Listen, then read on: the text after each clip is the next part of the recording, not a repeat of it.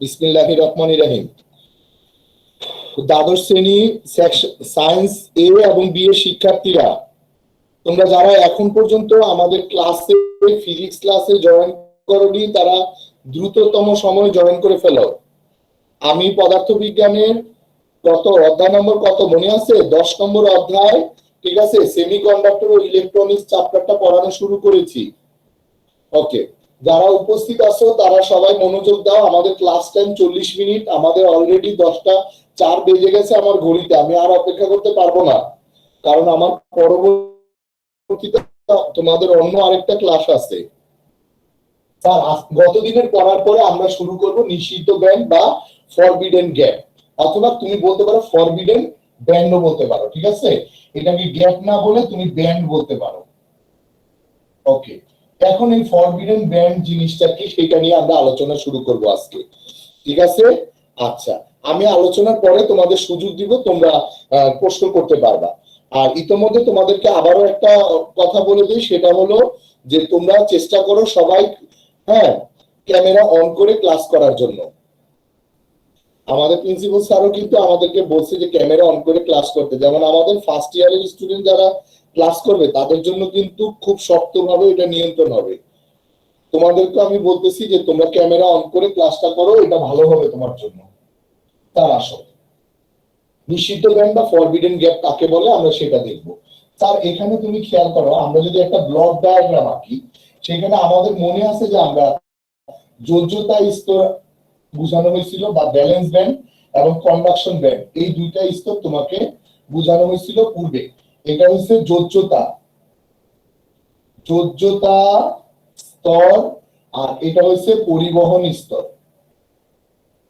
Sir, এই দুই স্তরের মাঝে একটা গ্যাপ থাকে, সবসময় মনে রাখবা এই দুই স্তরের মাঝে একটা গ্যাপ থাকবে বা একটা শক্তির পার্থক্য লক্ষ্য করা যায় এই দুইটা স্তরের মাঝখানে।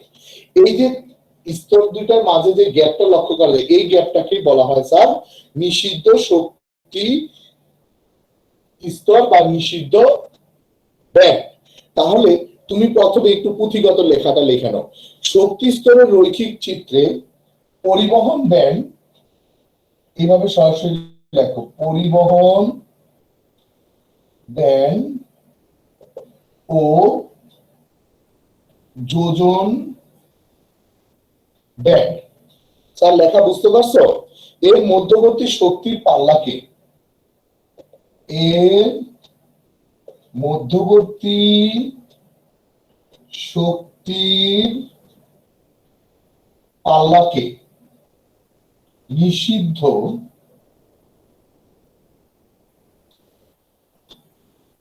ব্যান্ড বলে। Okay sir. মালিহা, তুমি কি দেখতেছো? তুমি কি ক্লাসে উপস্থিত আছো? নাই। আন্তরা, তুমি কি ক্লাসে উপস্থিত আছো? জি স্যার। তুমি কি দেখতে পাচ্ছ আমি কি লিখছি? পরিবহন ব্যান্ড ও যোজন ব্যান্ড এর মধ্যবর্তী শক্তির পাল্লাকে নিষিদ্ধ ব্যান্ড বলে। ওকে, আমরা এর আগের দিনই কিন্তু পরিবহন ব্যান্ড এবং যোজন ব্যান্ড সম্পর্কে জেনে আসছি। তো স্যার, এই মাঝখানে যে গ্যাপটা থাকে এই গ্যাপটাকে বলা হয় হলো নিষিদ্ধ ব্যান্ড। এখন তোমার প্রশ্নটা আসবে, স্যার এটা নিয়ে আপনি কেন আলোচনা করতেছেন? স্যার শোনো, যদি এরকম অবস্থা দাঁড়াইতো যে স্যার পরিবহন ব্যান্ড এবং যোজন ব্যান্ড একটা আরেকটার উপর ওভারল্যাপ করে, মানে একটা আরেকটার উপরে আছে, তাহলে কি হতো স্যার? এই যোজন ব্যান্ডে থাকা যে ইলেকট্রনটা, এটা তো দুইজনই শেয়ার করতো, তাই না? ঠিক কি না? জি স্যার। আচ্ছা, যদি দুইজন শেয়ার করে তার মানে কি? তার মানে এখন আমি বলতে পারি, তুমি জানো এটা যোজন ব্যান্ডের বা যোজন স্তরের ইলেকট্রন, আমি বলতে পারি যে না, এটা যোজন স্তরের ইলেকট্রন না, এটা পরিবহন স্তরের ইলেকট্রন, বলা যায়? যেহেতু দুইজনই শেয়ার করতেছে এই তিনটা ইলেকট্রন, তাহলে তুমি যদি বলো এটা যোজন স্তরের ইলেকট্রন, আমি বলবো না, এটা পরিবহন স্তরের ইলেকট্রন। কোনো ভুল নাই। যদি সেটা হয়ে থাকে তাহলে এই অবস্থায় আমি দেখতে পাচ্ছি যে ইলেকট্রনটা পরিবহন স্তরে আছে, তার মানে আমি বলতে পারি যদি পরিবহন স্তরে ইলেকট্রন থাকে তাহলে সেটাকে কি বলা হয়? পরিবাহী পদার্থ, কারণ তার পরিবহন করার মতো ইলেকট্রন আছে। কিন্তু স্যার সব পদার্থের কি এই সুযোগ থাকাটা উচিত? তাহলে তো সবাই পরিবাহী হয়ে যাবে। বুঝতে পারছি? জি দেখো স্যার। কিছু কিছু পদার্থ আছে যদি এই যোজন স্তরের এবং পরিবহন স্তরের মধ্যে গ্যাপ থাকে তাহলে একটা লাভ আছে। কোন কোন পদার্থের বেলা এটা চলে যাবে বা থাকবে ওভারল্যাপ করে, আর কোন কোন পদার্থের বেলা দেখা গেল যে ইলেকট্রন জাম্প করেও কি করতেছে, সে লাভ দিয়ে যোজ্যতা স্তর থেকে পরিবহন স্তরে যেতে পারতেছে না। যার মানে আমার পরিবহন স্তরটা কি থাকতেছে? এমটি, মানে খালি। কথাটা কি বুঝতে পারছো? জি স্যার। আচ্ছা, আমি আবার বলতেছি, আমার এই দুইজনের মধ্যে যদি গ্যাপ থাকে তাহলে যোজ্যতা স্তরের ইলেকট্রন কখনোই জাম্প করে পরিবহন স্তরে যেতে পারতেছে না, ঠিক কি না? এই গ্যাপটা যদি এত বড় হয় তাহলে যোজ্যতা ইলেকট্রন কখনোই পরিবহন স্তরে যাচ্ছে না। দেখো সে মাঝ পর্যন্ত যে শেষ হয়ে যাচ্ছে, খেয়াল করছো? জি স্যার। তার মানে এখানে আমার পরিবহন স্তরটা কি খালি? খালি, হ্যাঁ স্যার। আর পরিবহন স্তর যদি খালি হয় তার মানে তার মধ্যে পরিবহন করার মতো মুক্ত ইলেকট্রন নাই। জি স্যার। আর যদি মুক্ত ইলেকট্রন না থাকে বা পরিবহন স্তরে কোনো ইলেকট্রন না থাকে তাহলে সেই পদার্থ কি তড়িৎ পরিবহনে অংশগ্রহণ করবে? না না স্যার। না স্যার। করবে না। না। তাহলে দেখা যাচ্ছে যে এই গ্যাপটা থাকার কারণে, ঠিক আছে, যে কোনো পদার্থ চাইলেই পরিবাহী পদার্থ হয়ে যাচ্ছে না, ঠিক কি না?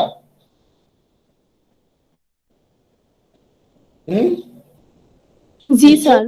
ইলেকট্রন লাফ দিয়ে এখানে যেতে পারতেছে না, যখন এইখানে তো ইচ্ছে করলেই যাচ্ছে। তাহলে পদার্থ টু পদার্থ তুমি যদি পরিবাহী অপরিবাহীর মধ্যে পার্থক্য করতে যাও তাহলে তুমি তো সহজেই বলতে পারবা যাদের ক্ষেত্রে পরিবহন ব্যান্ড ও যোজন ব্যান্ডের ইলেকট্রন শেয়ার করে তারা পরিবাহী, আর যাদের গ্যাপটা এত বড় থাকে যে যোজ্যতা স্তর থেকে পরিবহন স্তরে কোনো ইলেকট্রন যেতে পারে না তাদেরকে বলা হয় অপরিবাহী।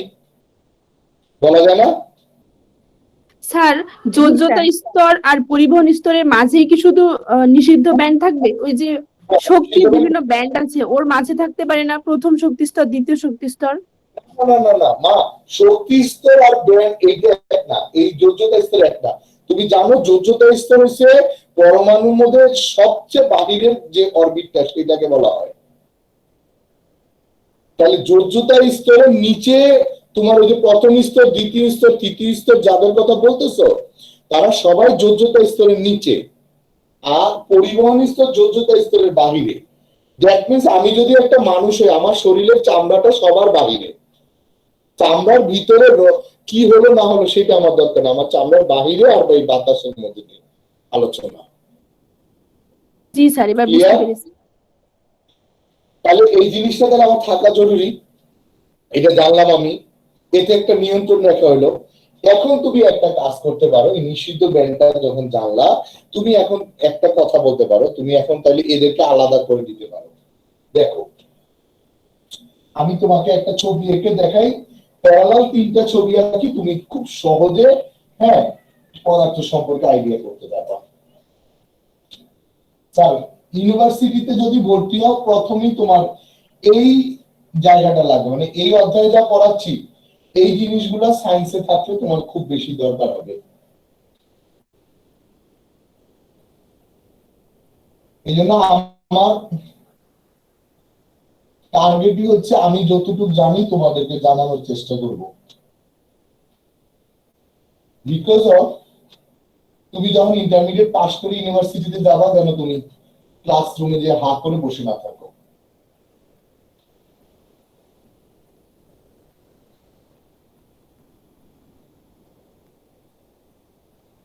স্যার তুমি তিনটা ছবি দেখতেছো, এর মধ্যে দেখো এই তিনটা ভেরিয়েশন আসছে, ক্লিয়ার স্যার?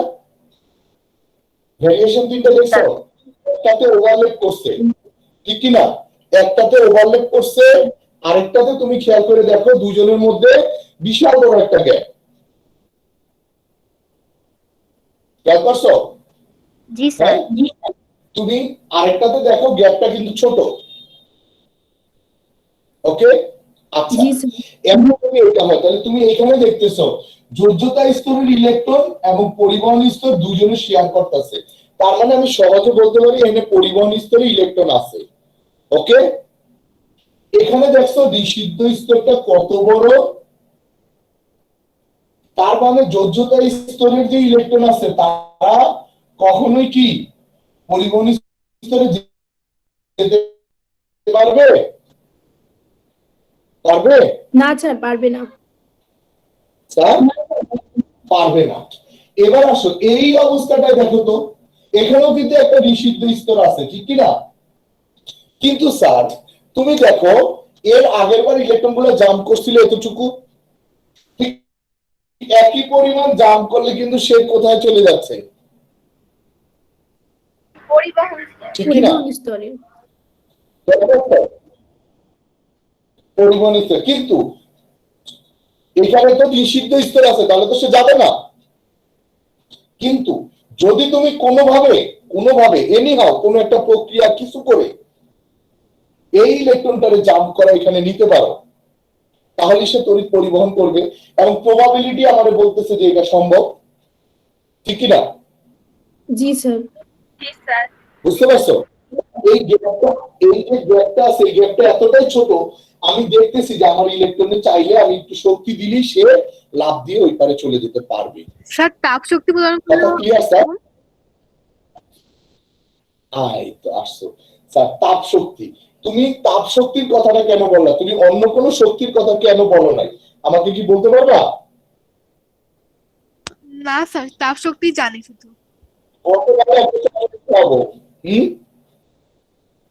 একটা চকলেট গিফট স্যার পারবে না? সাধারণত পরমাণুগুলোকে তাপ দিলে নিম্ন শক্তি স্তর থেকে উচ্চ শক্তি স্তরে গমন করে, তাই তাপ দিতে হয়।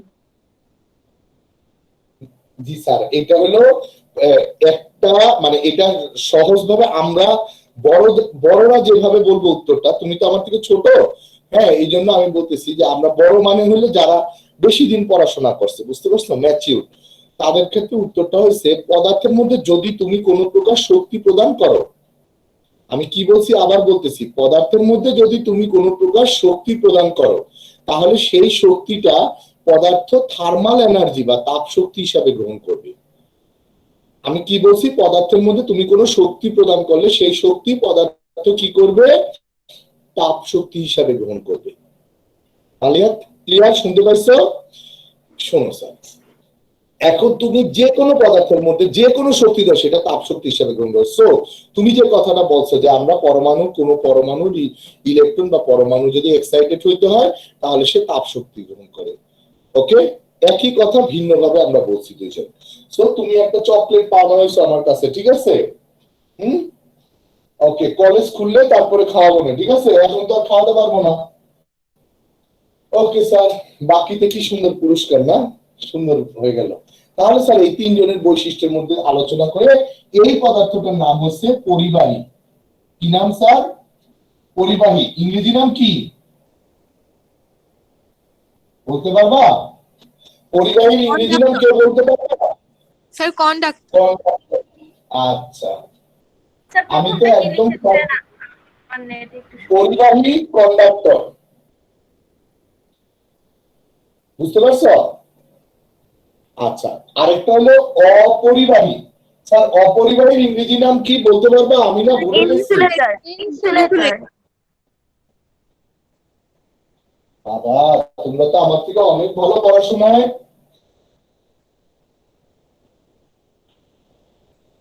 কেউ কি বলতে পারবা অর্ধপরিবাহীর নাম কি? সেমিকন্ডাক্টর। Semi conductor. সাবাস, তাহলে দেখা যাচ্ছে তোমরা অনেক পড়াশোনা করছো, তোমরা তো অনেক জ্ঞানী। আমি তো জানতামই না যে পরিবাহীর ইংরেজি নাম কি, বুঝতে পারছো? আজকে জেনে গেলাম। স্যার তাহলে এই তিনটা পদার্থ সম্পর্কে আমরা যদি এখন ডিটেইলস বলতে চাই তাহলে আমি কি বলতে পারি? যদি কোনো পদার্থের পরিবহন ব্যান্ড এবং যোজ্যতা ব্যান্ড একজন আরেকজনের উপর ওভারল্যাপ করে বা একজন আরেকজনের সাথে প্রতিলেপন করে, তাহলে দেখা যায় যে যোজ্যতা স্তরের ইলেকট্রন এবং গুলো পরিবহন স্তর ও যোজ্যতা স্তর উভয়ে শেয়ার করে।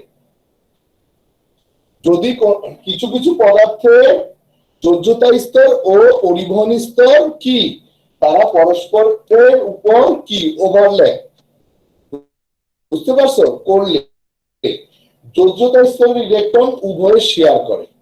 এই সকল পদার্থকে আমরা বলতে পারি পরিবাহী। যে সকল পদার্থের যোজ্যতা স্তর এবং পরিবহন স্তরের মাঝখানে যে নিষিদ্ধ ব্যান্ড আছে তার মান এত বেশি যে যোজ্যতা স্তরের ইলেকট্রন কোনোভাবে পরিবহন স্তরে যেতে পারে না, বুঝতে পারছো, কোনোভাবেই যাবে না, সেই জাতীয় পদার্থগুলোকে আমরা বলবো অপরিবাহী। কিছু কিছু পদার্থের মধ্যে নিষিদ্ধ ব্যান্ড বা নিষিদ্ধ স্তরটা এতটাই ছোট যে যদি কোন প্রকার পরিবর্তন করা হয় বা বাহ্যিক ক্রিয়া করা হয় তাহলে যোজ্যতা ইলেকট্রনটা অনায়াসে পরিবহন স্তরে যায় এবং তড়িৎ পরিবহনে অংশগ্রহণ করে। সবাই কি শুনতে পাইছো? জি স্যার।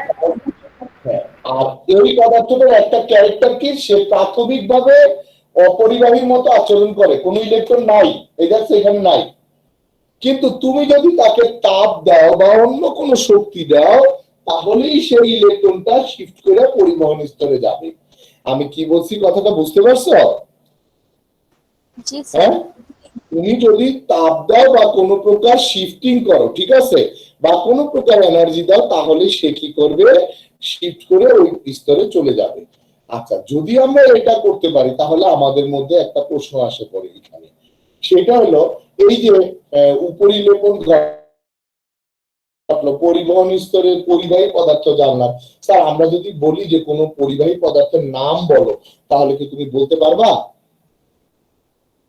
স্যার পরিবাহী পদার্থের তামা, যেমন স্যার অ্যালুমিনিয়াম, তামা, রূপা, যে কোনো ধাতব পদার্থ, স্বর্ণ, এদেরকে স্যার আমরা পরিবাহী পদার্থ বলতে পারি না? বলা যায়, বলা যায়, ঠিক আছে, অর্থাৎ সকল প্রকার ধাতব পদার্থ। আচ্ছা স্যার তুমি তো দেখো তো এদের মধ্যে কোনো প্রকার রোধ আছে কিনা বা ইলেকট্রন পরিবহনে কোনো প্রকার বাধা পায় কিনা? আপেক্ষিক রোধ আছে। আচ্ছা, আপেক্ষিক রোধ থাকলে এগুলি রোধের পরিমাণ খুবই কম, ঠিক আছে, নগণ্য, যার ফলে অনায়াসে রোধ থাকলে এর মধ্যে রোধ আসার প্রশ্নই আসে না, বুঝতে পারছো? হ্যাঁ, পদার্থের ম্যাটেরিয়াল কিছু আপেক্ষিক রোধ থাকতে পারে কিন্তু এমনি কোনো রোধ এখানে আমরা শো করতেছি না। আসো সহজ কথা চলে যায়, এই অপরিবাহী পদার্থের বেলা আমরা ঠিক বলতে পারি, ঠিক আছে, এইখানে এইখানে নিষিদ্ধ স্তরের যে গ্যাপটা স্যার, এই গ্যাপটার মান, এই গ্যাপটার মান স্যার এক এক বইয়ে এক একটা দেয়, তবে এই গ্যাপটার মান তার 7 ইলেকট্রোভোল্টের বেশি হবে। কি বলছি স্যার? ঠিক আছে, এই নিষিদ্ধ স্তরের এটার মান কত, 7 ইলেকট্রোভোল্টের বেশি হবে, মনে থাকবে? হ্যাঁ জি স্যার। জি স্যার। আচ্ছা, এখন তাহলে আমরা বলতে পারতেছি কি যে এই 7 ইলেকট্রোভোল্টের থেকে বেশি বিভব পার্থক্য প্রয়োগ করলেও ইলেকট্রন এখান থেকে এখানে যায় না, মানে এই এই যে নিষিদ্ধ ব্যান্ডের যে শক্তি বা ব্যবধানটা এটা অনেক বেশি, মনে থাকবে স্যার কথাটা? আচ্ছা, এইখানে আর এখানে আমরা ইয়ে পাইতে পারি, আমরা এখানে বলতে পারি যে এখানে ইয়ে আছে, কি বলে স্যার, আভ্যন্তরীণ রোধ এখানে পাওয়া যেতে পারে, ঠিক আছে, হ্যাঁ, এবং অপরিবাহীর ক্ষেত্রে এই রোধের মান তুমি আপেক্ষিক রোধ তুমি ধরে নাও 10 টু দি পাওয়ার, এখানে আপেক্ষিক রোধ তুমি 10 to the power 12 ohm meter ধরে নাও, বুঝতে পারছো?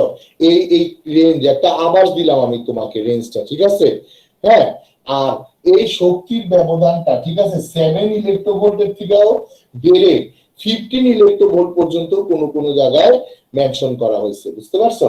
মানে এই যে রেঞ্জটা আছে না স্যার, হ্যাঁ, এনার্জি রেঞ্জ, এখানে কোন কোন বইয়ের মধ্যে দিছে 15 ইলেকট্রোভোল্ট, বুঝতে পারছো? আমি তো শুধু বলে দিছিলাম যে 7 ইলেকট্রোভোল্টের বেশি, কোন কোন জায়গা বলছে যে, ঠিক আছে, এই ব্যবধানটা হইছে নিচের দিকে 6, উপরের দিকে হলো 15, কথা ক্লিয়ার সবাই? নিচে 6, উপরে কত? 15 ইলেকট্রোভোল্ট। বুঝাইতে পারছি সবাইকে? স্যার ডেটাগুলো খেয়াল রাখবা, পরে অবজেক্টিভে যদি কখনো দিয়ে বসে তখন কিন্তু আমাকে জিজ্ঞেস করে না যে স্যার আমি তো পড়ি নাই, আমি তোমাকে যথেষ্ট চেষ্টা করতেছি।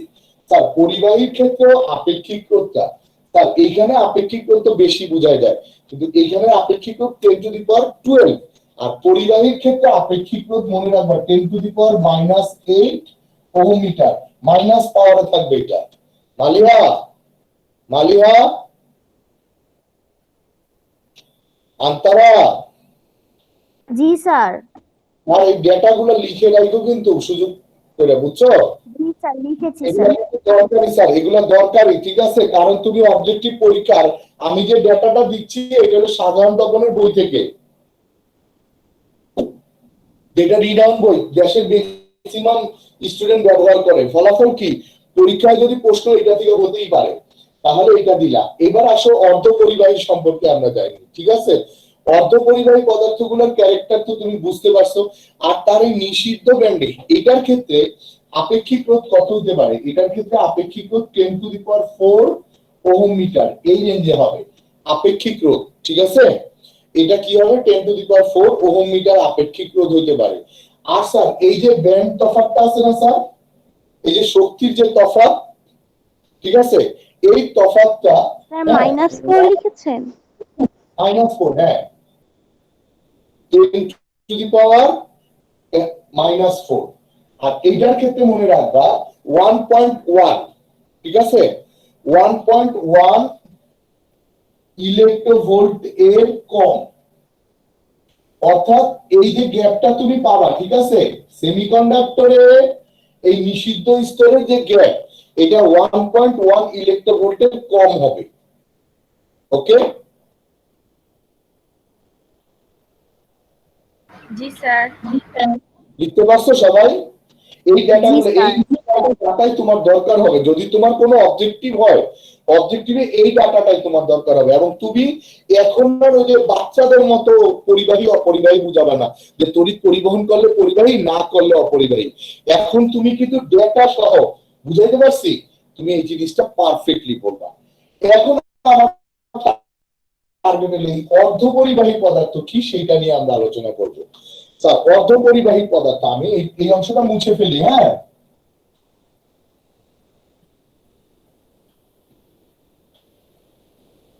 আমাদের মনিকা আজকে উপস্থিত আছো ক্লাসে সায়েন্সে? জি স্যার। মনিকা, জি স্যার। তোমার কি শরীর ভালো না? জি স্যার, অসুস্থর কারণে ক্লাস করতে পারিনি রেগুলারলি। আমি জানছি তোমার শরীরটা নাকি খারাপ ছিল। জি স্যার। ঠিক আছে মা, এখন ঠিক মতো ক্লাস করো, ঠিক আছে? আচ্ছা, এবার তাহলে আমাদের আজকের টার্গেট এখন কোথায় চলে গেলাম? অর্ধপরিবাহী। স্যার অর্ধপরিবাহী কাকে বলে? স্যার যারা স্বাভাবিকভাবে তড়িৎ পরিবহন করে না, কিন্তু কোন প্রকার পরিবর্তন ঘটানো হলেই তারা কি তড়িৎ পরিবহন করবে, ঠিক আছে, তাদেরকে বলা হয় অর্ধ পরিবাহী, ঠিক আছে? বা তুমি সহজে বলতে পারো অপরিবাহী ও পরিবাহীর মাঝামাঝি আপেক্ষিক রোধের পদার্থগুলোকে অর্ধ পরিবাহী বলে। তুমি এভাবে লিখতে পারো, অপরিবাহী ও পরিবাহী পদার্থগুলোর মাঝামাঝি আপেক্ষিক রোধের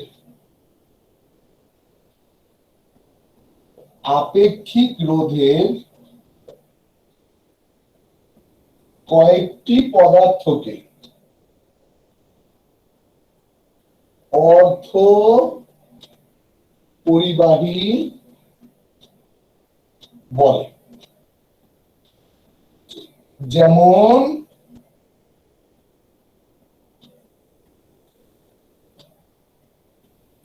জার্মেনিয়াম, ঠিক আছে, জার্মেনিয়াম। আর একটা কি আছে? সিলিকন। ওকে স্যার, লিখতে পারছো? জি স্যার। আচ্ছা, এখন তোমার একটা প্রশ্ন আসতে পারে যে স্যার শুধু কি এই দুইটা পদার্থ না আরো আছে? যে স্যার শুধু এই দুইটাই অর্ধপরিবাহী না আরো আছে? এই উত্তরটা তুমি কেমনে দিবা? স্যার যদি কোনো টিচার বা কেউ তোমাকে একটু ফার্দার জিজ্ঞেস করে তা তুমি একটু ঘুরায় উত্তর দিতে পারো যে পিরিয়ডিক টেবিল মনে আছে, পর্যায় সারণী, জি স্যার। এই পর্যায় সারণীর গ্রুপ 4 কত বলছি স্যার? গ্রুপ 4। এটা কিন্তু পুরানটা, আর নতুনটার মধ্যে মনে হয় 8 9 10 এরকম কোনো একটা যাবে, বুঝতে পারছো? ওই যে নতুনটা তো বাঁ দিক থেকে 1 2 3 করে শুরু হয়েছে না স্যার, নতুন পিরিয়ডিক টেবিল যেটা। জি স্যার। হ্যাঁ ওইটাতে গ্রুপ 4 মনে রাখবা। হ্যাঁ, গ্রুপ 4 এর মৌলগুলোকে বলা হয় হলো সেমিকন্ডাক্টর। আরো সহজ ভাবে বলতে পারো যাদের আউটার মোস্ট শেলে অর্থাৎ সর্ববহিস্থ খোলকে 4টা ইলেকট্রন থাকে, যে সকল পদার্থের সর্ববহিস্থ খোলকে 4টা ইলেকট্রন থাকে, কি বলছি মনে থাকবে? 4টা ইলেকট্রন থাকে, তাদেরকে বলা হয় স্যার কি? অর্ধপরিবাহী। ক্লিয়ার সবাই? যাদের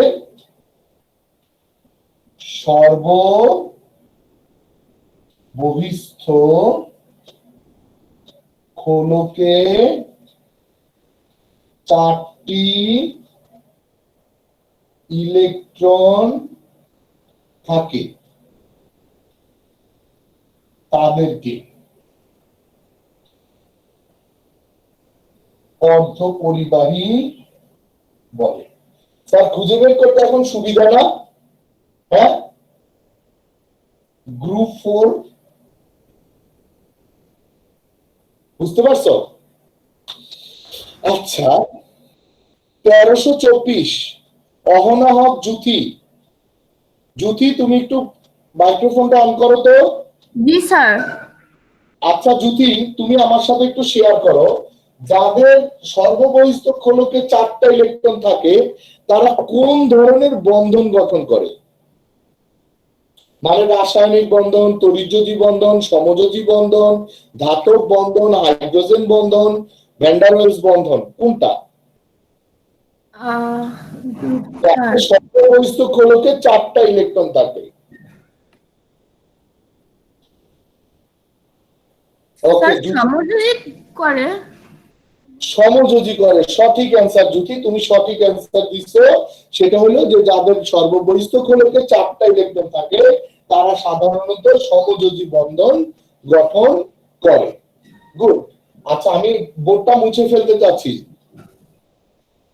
জি স্যার। ওকে, এখন তুমি দেখো আমার যদি জার্মেনিয়াম হয়, আমার জার্মেনিয়াম হলে স্বাভাবিক জার্মেনিয়ামের গঠনটা কি হবে?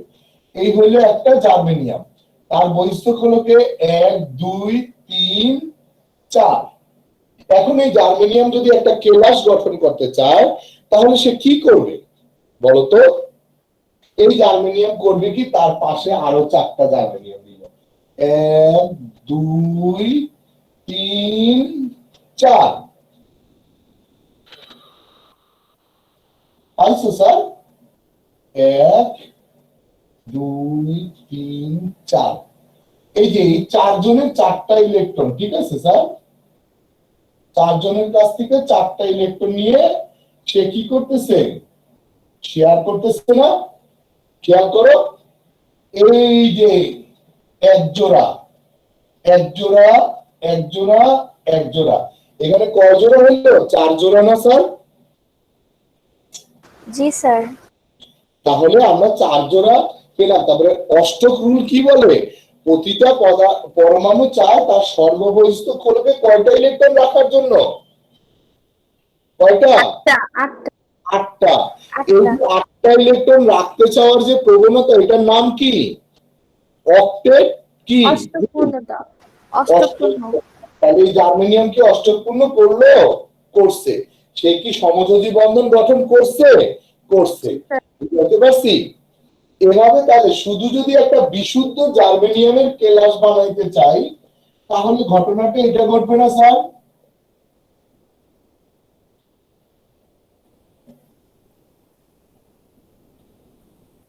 দেখো তো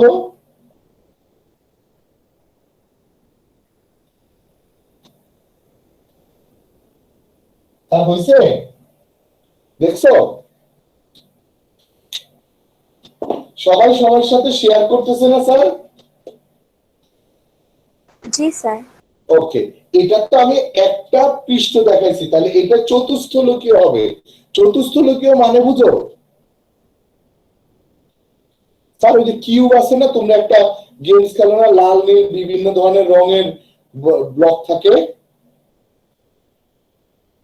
জি স্যার। ওই তো চতুস্থলকীয় আরেকটা গঠন মনে হয় এইভাবে বলা যায়, এই যে স্যার, এই যে এরকম গঠনটা চতুস্থলকীয় না স্যার? জি স্যার। দৈর্ঘ্য প্রস্থ সব সমান হবে, তাই না স্যার? আমার কিন্তু তো একটা স্যার দৈর্ঘ্য প্রস্থ সমান হবে।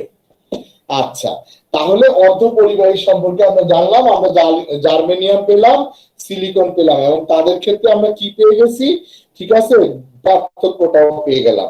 এখন স্যার শোনো, তাহলে এই ছবিটা আঁকছো সবাই, একটা বিশুদ্ধ ছবি। আচ্ছা, বলেন মা।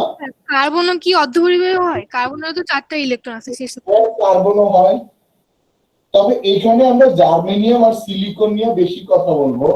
এর কারণ হচ্ছে স্যার, কার্বনের আবার একটু ইয়ে আছে, আরো বিভিন্ন ধরনের ঝামেলা আছে, বুঝতে পারছো?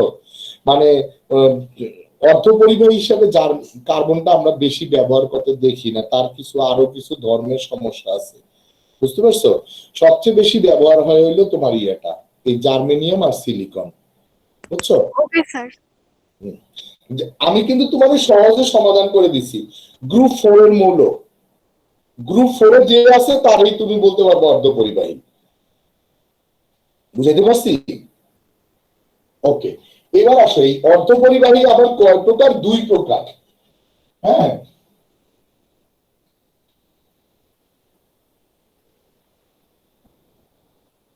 দুই প্রকার।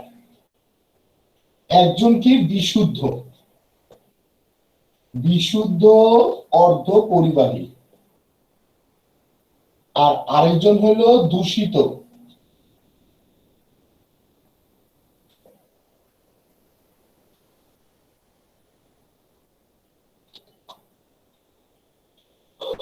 একজন হলো বিশুদ্ধ অর্ধপরিবাহী, আরেকজন হলো দূষিত অর্ধপরিবাহী।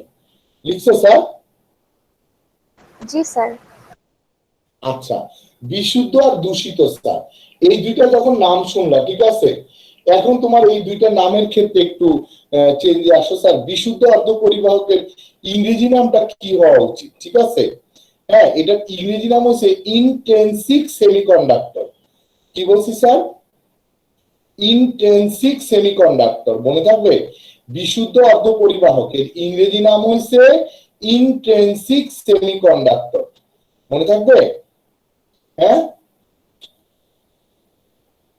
INTR, intrinsic, INTR, INSIC, intrinsic semiconductor, ঠিক আছে। আর দূষিত বা এই যে দূষিত অর্ধপরিবাহককে বলা হয় এক্সটেন্সিভ, EXTRINSIC, এক্সটেন্সিভ সেমিকন্ডাক্টর, ঠিক আছে। বিশুদ্ধ সেমিকন্ডাক্টর কি? যে সকল অর্ধপরিবাহীতে কোনো ভেজাল, ঠিক আছে স্যার, ভেজাল, আর ভেজালের ইংরেজি নাম মনে রাখবা, ইমপিউরিটিস, IMPURITIES,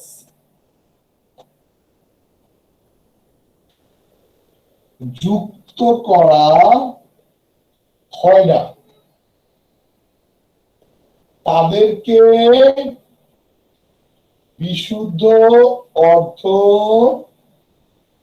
পরিবাহী বলে, মনে থাকবে।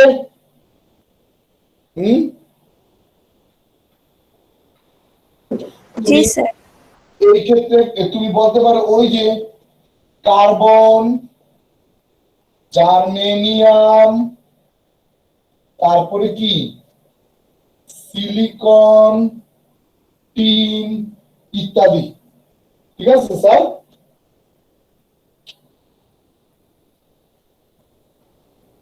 মনে থাকবে? জি স্যার। আর এক্সট্রিনসিকের একটু আবার বলেন। জি মা, যে সকল অর্ধপরিবাহীতে কোনো ভেজাল যুক্ত করা হয় না, অর্থাৎ শুধুমাত্র সেমিকন্ডাক্টর থাকবে, অন্য কেউ থাকবে না, বুঝতে পারছো? তাদেরকে বলা হয় হলো বিশুদ্ধ অর্ধপরিবাহক বা ইন্ট্রিনসিক সেমিকন্ডাক্টর। ওকে মনিকা? জি স্যার, উদাহরণগুলো একটু বলবেন, নেটে প্রবলেম হচ্ছে। Carbon, carbon, germanium, silicon, tin. Okay, carbon, germanium, silicon, জি টিন। স্যার। ওকে স্যার, এবার আসেন তাহলে দূষিত অর্ধপরিবাহকের সংজ্ঞাটা বলি। এটা খুব সহজ। বিশুদ্ধ অর্ধপরিবাহকের সাথে খুব সামান্য পরিমাণ, ঠিক আছে, বিশুদ্ধ অর্ধপরিবাহকের সাথে খুব সামান্য পরিমাণ বিশুদ্ধ অর্ধ পরিবাহকের সাথে খুব সামান্য পরিমাণ, বুঝছ, অপদ্রব্য নিয়ন্ত্রিত পদ্ধতিতে, নিয়ন্ত্রিত পদ্ধতিতে, ঠিক আছে, মেশা, নিয়ন্ত্রিত পরিমাণ, পদ্ধতি না, পরিমাণ, পরিমাণ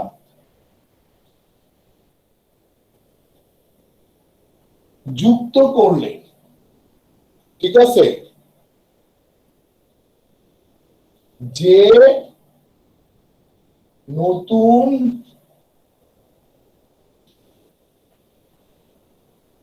অর্ধপরিবাহী পাওয়া যায় তাকে দূষিত অর্ধপরিবাহী বলে। সংজ্ঞা সহজ কিন্তু। পারছো স্যার লিখতে? জি স্যার। জি স্যার। আমরা দূষিত অর্ধপরিবাহকের সংজ্ঞাটা কি দিচ্ছি স্যার? আমরা বলছি যে বিশুদ্ধ অর্ধপরিবাহকের সাথে খুব সামান্য পরিমাণ, খুব সামান্য পরিমাণ অপদ্রব্য নিয়ন্ত্রিত পরিমাণ যুক্ত করলে, নিয়ন্ত্রিত পরিমাণ। এখানে কিন্তু তুমি আমাকে একটা প্রশ্ন করতে পারো যে স্যার আপনি নিয়ন্ত্রিত পরিমাণ বলতে কি বুঝাতে চাচ্ছেন? বুঝতে পারছি? তুমি এখানে একটা প্রশ্ন করতে পারতো যে আপনি নিয়ন্ত্রিত পরিমাণ বলতে কি বুঝাতে চাচ্ছেন। আমি খুব সহজেই উত্তর দিব যে আমি নিয়ন্ত্রিত পরিমাণ বলতে বুঝাতে চাচ্ছি হলো যে যেমন 1 কোটি জার্মেনিয়ামের সাথে, ঠিক আছে, একটা যুক্ত করব অন্য কোন পদার্থ। বুঝতে পারছি? জি স্যার। আচ্ছা, এটা খুব সামান্য, এই জন্য বলছি নিয়ন্ত্রিত পদ্ধতিতে নতুন অর্ধপরিবাহক পাওয়া যায়। এখন শুনো স্যার, এই যে বিশুদ্ধ অর্ধপরিবাহকের সাথে অপদ্রব্য যুক্ত করছি না, হ্যাঁ, এই যুক্ত করার পদ্ধতিটার নাম হচ্ছে ডোপিং। বিশুদ্ধ অর্ধপরিবাহকের সাথে অপদ্রব্য যুক্ত করার পদ্ধতিকে বলে ডোপিং বা ডোপায়ন। ওকে স্যার, এই যে প্রসেসটা, সেই প্রসেসটার নাম হচ্ছে কি ডোপিং বা ডোপায়ন। সবাই ক্লিয়ার? জি স্যার। বুঝতে পারছেন? আচ্ছা, তাহলে এই দূষিত অর্ধপরিবাহক আবার দুই প্রকার। দূষিত অর্ধ পরিবাহক দুই প্রকার, একজন কি পি টাইপ, আরেকজন কি এন টাইপ। মনে থাকবে? মেবি এগুলো স্কুলেও তোমরা একটু একটু পড়ে আসছো, তাই না স্যার? জি স্যার। আচ্ছা, আমার ঘড়িতে 10টা 44 বেজে গেছে। আমার মনে হয় ভদ্রতাজনিত কারণে আমি ক্লাসটা অফ করে দেওয়া উচিত, তাই না? পরবর্তী ক্লাস তো আছে স্যার। জি স্যার।